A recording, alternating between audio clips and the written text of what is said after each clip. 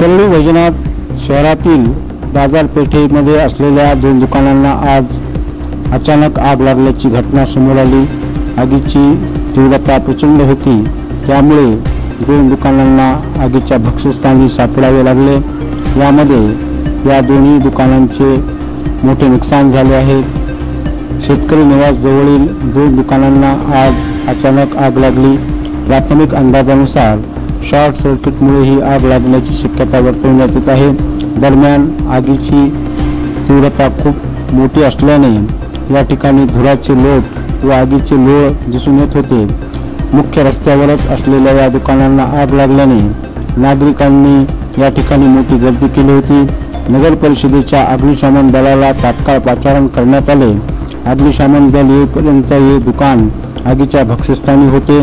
नागरिकांनी व अग्निशमन दलाच्या मदतीने ही आग विझविण्यात यश आले आहे।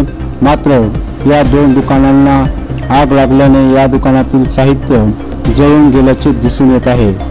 शेतकरी निवास जवळ असलेल्या मातोश्री इलेक्ट्रॉनिक्स आणि वैष्णवी मोबाईल शॉपी या 2 दुकानांना प्रचंड आग लागली।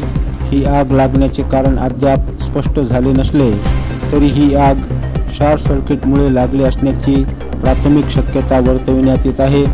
या दोन्ही दुकानांमधील साहित्य आगीच्या भक्षस्थानी सापडले आणि या दुकानांचे मोठे नुकसान झाले आहे।